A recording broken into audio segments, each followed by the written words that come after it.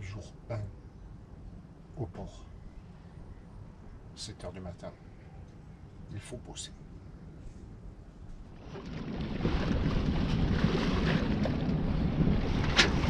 La mer. Le vent, un petit peu, qui est tombé parce que hier il soufflait très très fort. Le matin, car il est le matin. Et on est parti. Équipage de la semaine. Brice, tout sourire, qui sont beaux avec la banane comme ça. C'est tout ce qu'on veut, nous, la banane. Le reste, on s'en fout, Tabasco fait le reste. Donc, tout honneur, tout seigneur, eh bien, on commence par le barreur. Et là, j'en vois qui vont dire, les filles, d'abord les filles, il y a une fille, commence pas par les filles, le barreur, parce que j'ai décidé comme ça ce matin, voilà.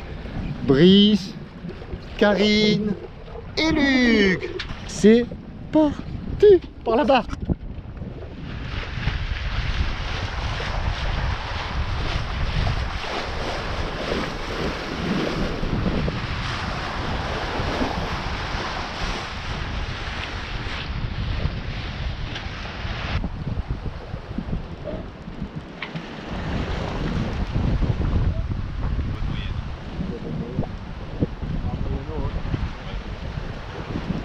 Le vent tombe un petit peu, la mer également, et c'est tant mieux parce que la moitié de notre équipage a besoin de repos. Alors, la Brice s'est calée sur le roof, Karine s'est calée là au soleil, quant à Luc, il est là, bon pied bon oeil, et au tchatch. Voilà, au tchatch. On est à quelques encablures de la presqu'île de Gien. La houle est un peu plus forte que le vent et le génois dévente. Aïe aïe aïe aïe, c'est pas beau ça. On avance pas très vite. On est un petit peu boulégué par une mer qui est plus forte que n'est le vent. Mais on fait la route. On fait de la route. Voilà, alors les voiles passent et on y va. K1, on voit que ça bouge. Il fait chaud, assez chaud. On est bien. Eh bien, moteur. Pour finir, on va aller mouiller derrière le Cap des Mèdes. Mais quant au mouillage, on va y revenir. Parce que deux petites surprises nous attendent au mouillage. Mais avant cela, ben, qu'est-ce qui se passe? Atelier réparation voile. Et ouais, hélas, triple hélas. Un patch pour réparer les voiles. Parce que tout à l'heure, en levant la tête, eh bien, je me rends compte que la grand voile est trouée. Un beau petit trou, une belle pastille comme ça. Du fait du ragage sur le premier étage de barre de flèche, ou le second, le premier c'est en bas, le second c'est en haut. Le second là-haut, le plus court, et bien voilà, il y avait des protections plastiques qui n'y sont plus et on se demande à quoi elles servent ces protections. Et bien voilà à quoi elles servent, à éviter ça. On montre le trou, là on a un trou ici. Voilà, c'est ça. Alors derrière, ben, j'ai déjà mis le patch, le voilà. Derrière, il y a Brice et le patch, il est là. Donc j'ai découpé 2 fois la même pièce. Et là, on l'a posé.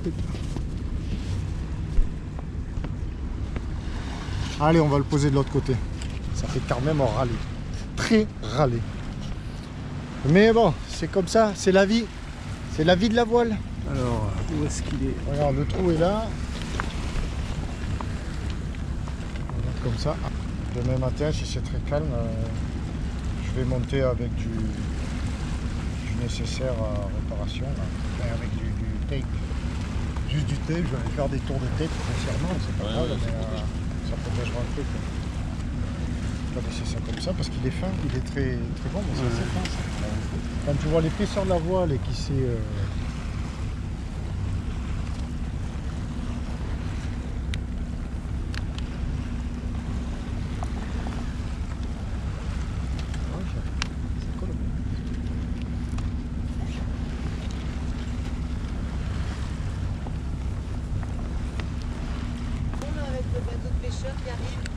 Ouais, c'est bon. Ouais.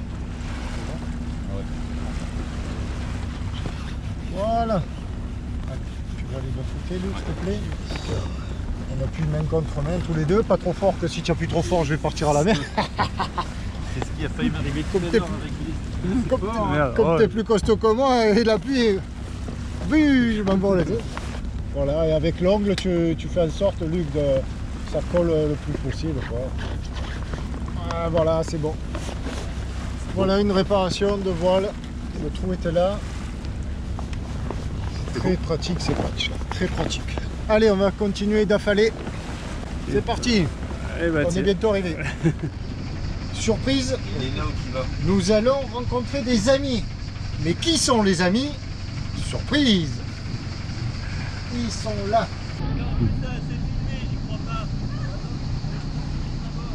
Vous pouvez vous écarter, je me mets au milieu s'il vous plaît. Écartez-vous. Polo, écarte-moi tout ça là, je vais au milieu. Et bonjour. Ça va Polo? Ça va Eric? Mais non, mais je vais mouiller et je vais culer. Ah, je vais mouiller quand même, comme ça. Oui. Tu mouilles sur quel? Elle est où ton encre, Polo? Là-bas. Droit devant, ça marche. Alors je sais pas, c'est une idée. Je vais prendre son taquet du milieu pour à ta proue. On va lui mettre une garde. On va remettre le pare-bagages là. Plutôt. Mon Polo. Tu me couperas au montage. Hein. Bien sûr, voyons. Mais bien sûr. Là, quand tu fasses la bise, bon gâté. Comment il va mon Polo? Ça va bien. Bien. Eric, on peut se faire la bise? Ah, on va se faire la bise si tu veux. Allez, c'est mythique là, tu peux filmer? Ah là, franchement. Ça va Eric, enchanté de faire ta connaissance. Si j'ai réussi un truc dans ma vie, c'est ça. c'est ça. Quoi. Oh le modeste. Oh le modeste. Bon, on va continuer à s'occuper de nos bateaux maintenant. Il est là. Tu vas pas y échapper, on va faire une interview. On va faire une interview. Je peux dire alors, rendez-vous à la Tabascool, j'y serai. Ah, mais ça c'était une surprise. Ah mais tu comprends. Tout le monde se demandait où il était passé. Je l'ai retrouvé. Il est toujours en vie. Il est sur Tabasco. C'est pas fou cette histoire. La star est à bord. Il est là. Donc on va lui poser des questions. On va lui demander où il était passé, ce qu'il a fait depuis, quand est-ce qu'il revient, est-ce qu'il navigue toujours.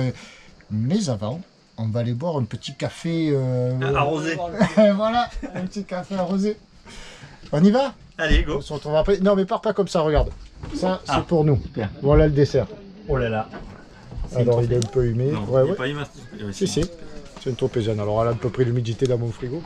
Là, je suis sur Oukiva. C'est pas rien. Il faut 3 kV. 3 cafés. Je suis... il a dit 3 kV. 3 kV. Ça c'est à partir de la 3e bouteille. Qu'est-ce qui se passe? C'est Oukiva, le bateau. Voilà. Le bateau mythique.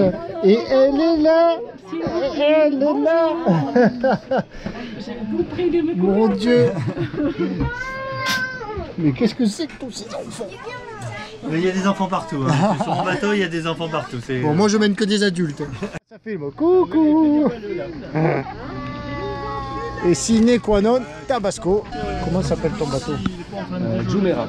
Jumeirah. Ah oui, là, Alors, sine qua non, Tabasco et Jumeirah. Voilà. On va être dans une vidéo. On continue. Oula, là je suis pas parti droit. J'ai mis Là. là parce que ça dépasse pas. Cette merveille d'ingénierie quand même. Après on continue. Et j'avais fait tout un bloc avec des boutons, avec l'éclairage reporté ici en inox. Ce que j'avais fait, j'avais même fait des vidéos. Et puis finalement, j'ai pas mis. Alors après, je suis où là? Alors c'est un petit moteur qui est à l'avant, qui permet de diriger les traves à droite ou à gauche dans le port pour se garer. Non, mais je crois qu'il faut que tu ailles voir. Bon alors, moi, donc, il y a une vidéo qui doit sortir dès que j'aurai monté.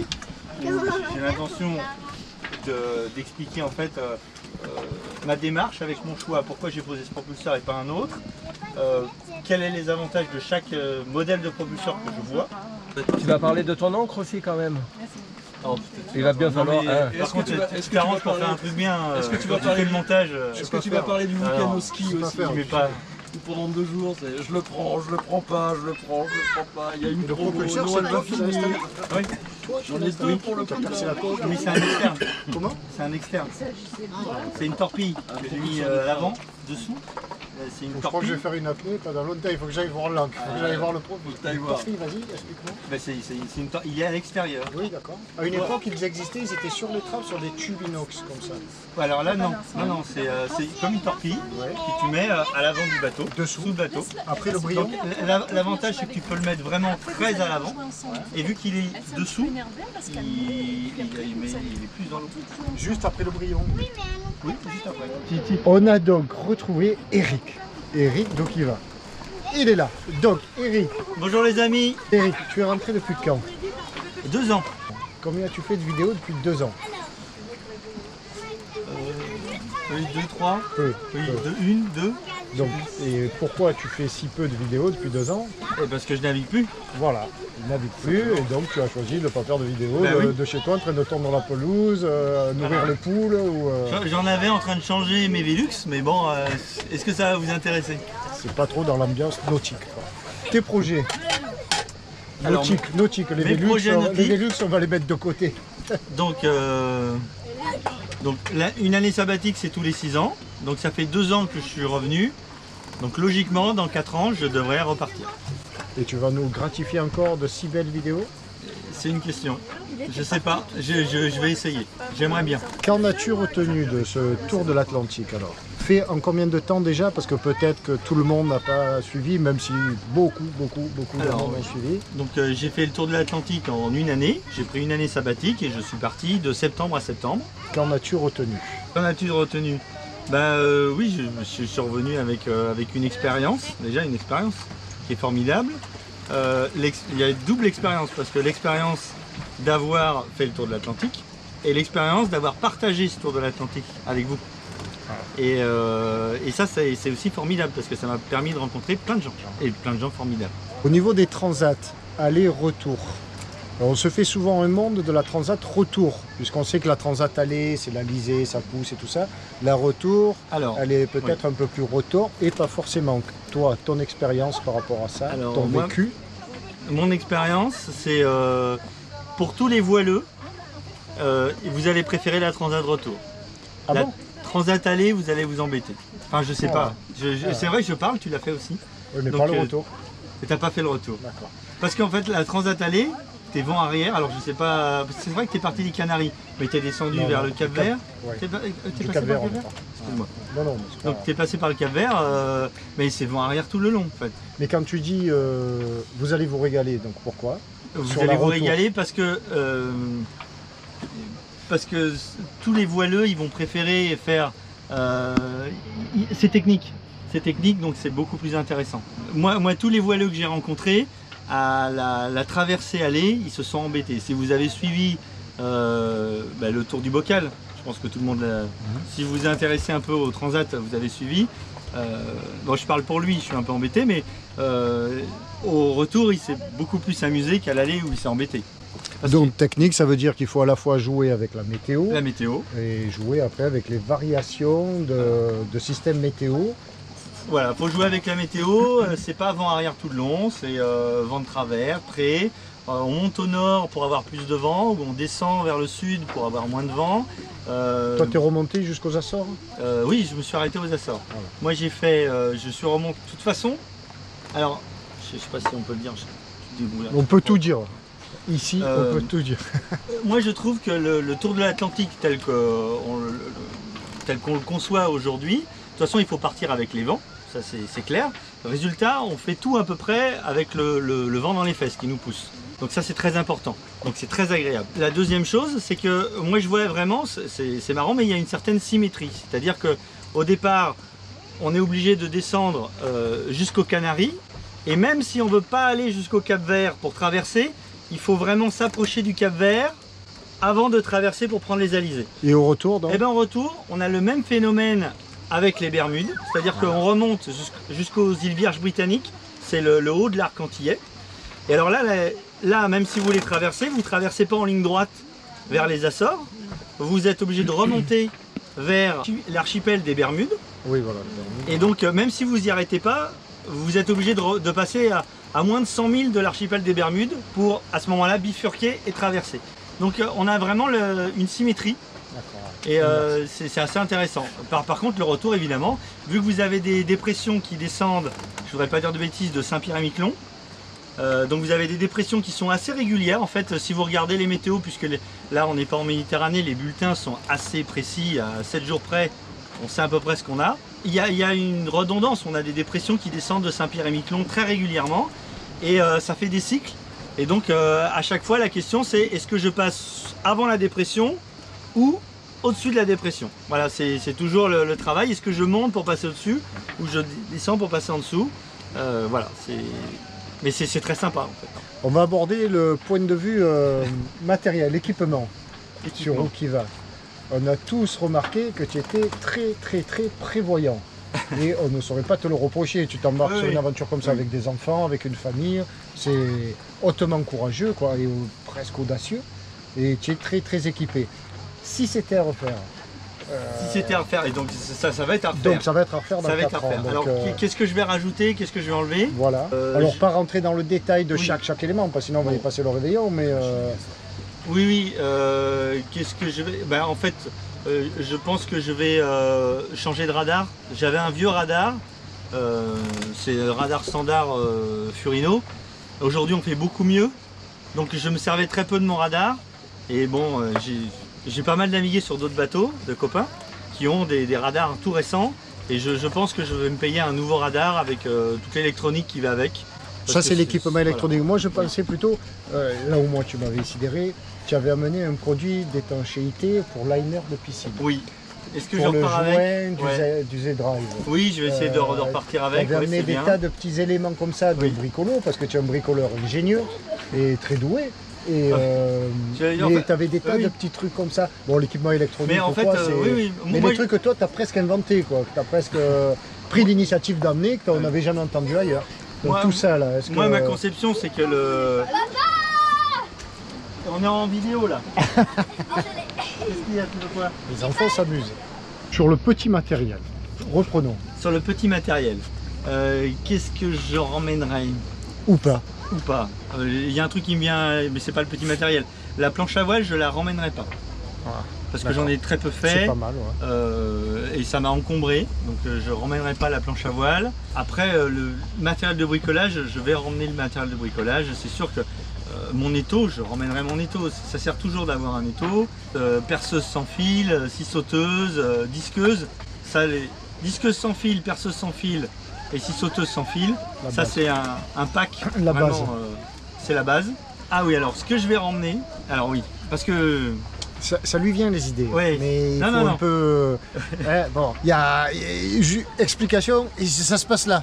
Voilà. Ça se passe là. Voilà. Hein, là aussi. Là aussi. Hein, voilà. Et ça me fait bien plaisir parce que juste, je vais la glisser comme ça, la va-vite. Il n'y a donc pas que sur Tabasco qui a tout ça et que ça picole là des sur qui va.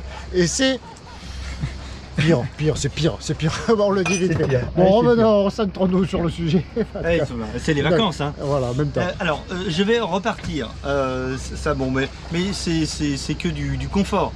Je vais repartir avec un appareil, une plastifieuse à documents, pour plastifier les documents. En 220, mais la différence c'est que j'ai modifié Rookiva pour avoir 2000 watts en 220. Très simple, avec un bouton j'ai 2000 watts sur toutes les prises intérieures, et là avec un seul bouton j'ai modifié mon bateau pour avoir du 220 même quand je suis pas à quai. Donc une plastifieuse à documents. La machine à glaçons. Alors bon, c'est que du luxe. Une machine à glaçons. Bon, c'est Luc qui a soufflé. Hein. Merci Luc. On fait un petit tour d'horizon. Vas-y, c'est pas parce qu'on ne te voit pas qu'il faut arrêter de parler. Vas-y, continue. Oui, donc une machine à glaçons et mais ça je l'ai déjà. Également une machine à mettre sous vide. Ça a l'air de rien, mais c'est pareil, ça fonctionne en 220, mais c'est ponctuel. Ce n'est que ponctuel. La machine à glaçons, c'est que pendant l'apéro. Ça consomme 400 watts. Moi j'ai 400 watts de panneaux solaires, donc si je prends l'apéro le midi, c'est impeccable. Une machine à mettre sous vide. Ça a l'air de rien, mais vous faites les commissions, vous mettez tout sous vide. Même vos outils, la disqueuse. Parce que moi j'ai rencontré beaucoup de bateaux, alors moi c'est pas mon cas, mais qui mettaient la disqueuse dans les fonds de cale. Et il y avait de l'eau qui rentrait, et résultat, leur disqueuse, quand ils en avaient besoin, résultat, c'est moi qui la prêtais. Bon, c'est pas un problème, mais je me suis dit, c'est vrai qu'avec une plastifieuse, c'est un appareil pour mettre sous vide. Vous pouvez mettre sous vide votre disqueuse, vous faites les commissions, le riz, la viande, le poisson. Pour peu qu'on tombe sur un banc de poisson où on fait une pêche miraculeuse, on cuit, on met sous vide, c'est vraiment formidable pour mettre au... Très pratique, voilà. D'accord. Ça c'est dans l'aspect pratique du quotidien. Voilà. Et donc même si ça consomme beaucoup, c'est vraiment ponctuel, c'est pas long, donc c'est tout à fait gérable. Alors, après la machine à mettre sous vide, il va nous parler de qu'est-ce que tu viens de dire. Bon alors, si tu le répètes. vous allez pouvoir vous moquer. J'ai pas encore essayé, parce que la question c'est est-ce que les mouvements du bateau perturbent le processus. Mais quoi donc? Mais avec le confinement, j'ai acheté une yaourtière, ça a l'air bête pour faire les yaourts. La yaourtière. Parce que la question, alors évidemment... Parce que tu aimes beaucoup les yaourts. On peut se moquer. Mais une fois que tu es parti une fois que tu es dans les îles, il n'y a plus, à part les îles françaises, mais il n'y a plus de yaourt. C'est fini. D'accord. Et moi j'aime bien mon petit yaourt au petit déjeuner avec les enfants. Tu as bien raison. Et donc, je me suis rendu compte avec le confinement, grâce au confinement, que c'était très facile de faire des yaourts. C'est vraiment simple. Et pour le camembert, on fait comment? C'est une bonne question. Pas la machine à faire le camembert. Donc la question c'est j'aimerais bien essayer la yaourtière sur l'eau, parce que la question je sais pas comment les mouvements du bateau peuvent modifier la façon de se faire du yaourt, mais si ça fonctionne, allons-y. Ça consomme 1 ampère pendant une dizaine d'heures. Ce qui est avec les panneaux solaires là, et ça vous fait 6 yaourts par jour. Donc avec les enfants et tout. Voilà. Tout le monde va se régaler. Tout le monde va se régaler. Bon, ben c'est bien. Voilà un petit peu pour le matériel de la vie à bord en général, et des réparations et des pannes.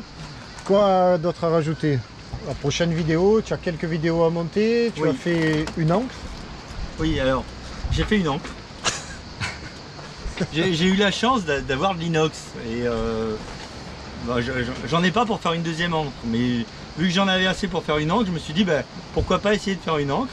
Quitte à faire une encre, je l'ai fait. Alors j'étais très satisfait de mon encre actuelle. J'ai fait une encre. Quitte à faire une encre, je l'ai fait un peu plus grosse et j'en suis très content. Là, je viens de la tester. Ça fait 4 jours que je la teste. Elle est géniale. Alors évidemment, je l'ai fait plus grosse. Alors qui peut le plus, peut le moins. Hein, elle est lourde. Elle fait. Donc mon ancienne encre faisait 20 kg. Celle-là fait 34 kg. Donc forcément, c'est 14 kg de plus. Donc je vous vois là derrière vos écrans, vous allez vous dire ouais mais le gain d'eau, est-ce qu'il va pouvoir remonter l'encre et tout? Revenez sur terre, 14 kg de plus. Comparé avec le poids de la chaîne, un gain d'eau sur Okiva par exemple, ça lève 300 kg. Donc 14 kg de plus, c'est tout à fait négligeable. Bon, je voulais me faire plaisir, c'était pas essentiel. Mais donc j'ai une vidéo qui doit sortir là-dessus. Bon voilà, Eric, je vais te laisser tranquille un petit peu. Merci. Merci de ce retour aussi impromptu qu'imprévu. Moi, ça me fait très plaisir de le voir. Oui. Voilà. Petit indice, Eric et sa petite famille, on n'a pas fini de les voir. Voilà, là je m'adresse à vous tous. À la communauté. À la communauté, exactement. On n'a pas fini de le voir. Voilà, j'en dis pas plus. Merci Eric, à bientôt. Merci. On va continuer nos petits agapes là. Allez. Alors, on va aller voir Poulo et Eric, les seuls que tu vois dans l'annexe avec la perceuse. Non, la perceuse. Ils sont... Et la disqueuse. Tout est de ne pas couper l'annexe. Oh là là, c'est un atelier. C'est un atelier en bois. Qu'est-ce qu'il faut? En fait, il y a un axe ici, et l'axe a cassé. Oh merde. Voilà. Et donc, j'ai eu beaucoup de mal parce qu'en fait, je suppose quelqu'un dans l'histoire, c'est pas moi, c'est facile de dire c'est pas moi, a mis un axe en métal de qualité, et jamais sur un bateau. Et j'ai jamais fait gaffe que sur ce métal, il y a un axe en métal. Là, et donc tu le remplaces pour de l'inox? Ouais, c'était ça qui était. Et en fait, le truc a cassé net. Oh là là. Et tu le remplaces Non par mais quoi? c'était de l'inox ça. Ça, c'était de Ah l'inox. mais moi je voulais une tige filetée mais visiblement j'en avais plein mais je crois que j'ai fait autre chose avec. Enfin j'ai fait autre chose, je les ai passés pour faire autre chose. Donc bah, j'utilise ça. Voilà. Ah ouais, donc tu repères parce qu'elle est plus grosse? Ouais. Bon bah c'est vraiment... Surtout que c'est oxydé, tu vois, c'est plein d'alumine. Tiens, vas-y. Voilà, celui-là ça y va. Il se régale. Vous voyez? Nous, on aime ça. Mettez 2 bonhommes avec 3 outils et tout, et ils se régalent. Radelez, ils sont aux ailes. Moi, comme des gamins. Avec une rondelle entre les deux. Attends, parce que on est dans quel sens? Oui, donc on n'est pas beaucoup équipé, tu vois, en forêt. Regarde. Ça. Et puis moi j'achète que des trucs de merde. Je devrais pas dire ça. Des trucs pas chers. Faut y arriver. Attends, parce qu'il y a les petits...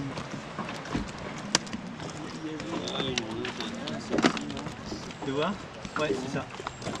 Ils se régalent. Voilà, tu leur donnes 2 outils, 3 boulots et une caisse. Non, c'est ça.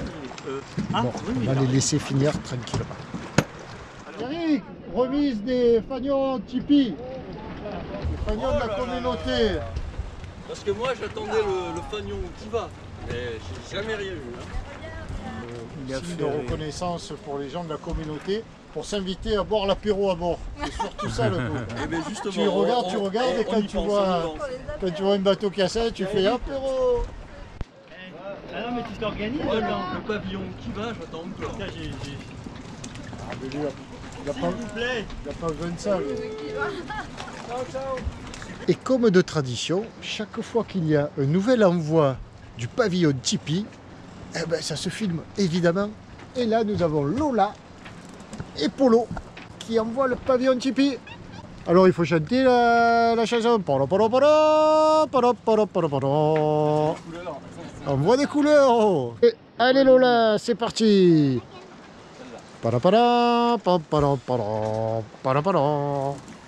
Montez les couleurs du Tipeee. Bravo Lola. Et voilà. Et bientôt, notre pavillon Tipeee sera aussi sur Où qui va. Bon. Bravo Lola. La classe, hein. La sine qua non, là, d'un coup, bing. Bon Eric, maintenant on va voir ton encre. Ouais, je fais un tour pour Tu fais un tour d'honneur. Un tour d'honneur avec l'encre. Je vais même te présenter l'encre. Au revoir. Oui, attends.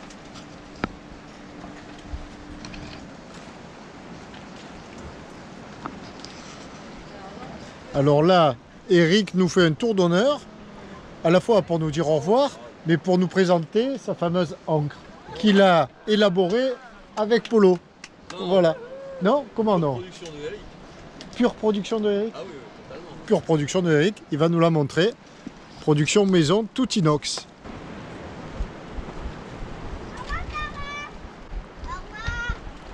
Et voilà, en effet, c'est un bel engin.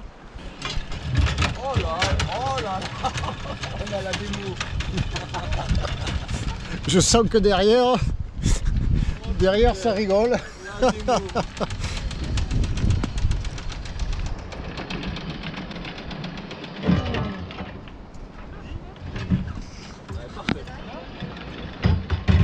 Parfait. Parfait. Bravo Eric. Belle conception. Tu peux même aller dans les glaces, je pense qu'elles font la glace là. Quand tu iras en Arctique. Oh le propulseur. Ah joli.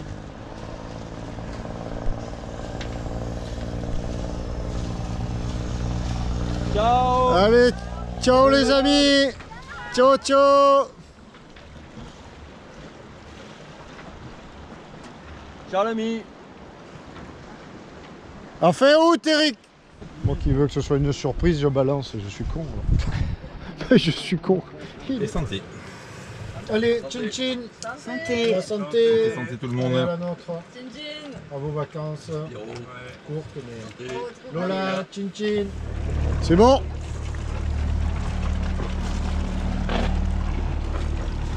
Et voilà. Sine qua non qui s'en va. Ciao, ciao.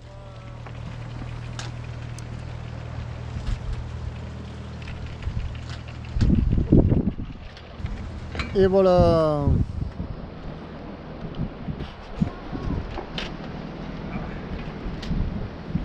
Ciao Polo, à bientôt.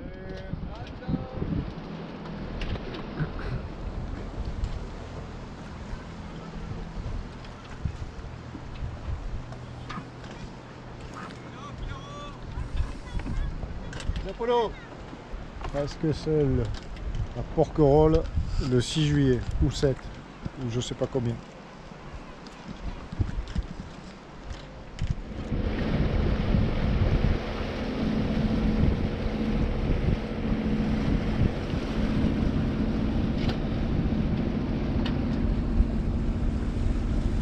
Alors finalement nous avons bougé parce qu'il y avait une houle qui rentrait un petit peu et surtout un courant d'est annoncé pour dans la nuit.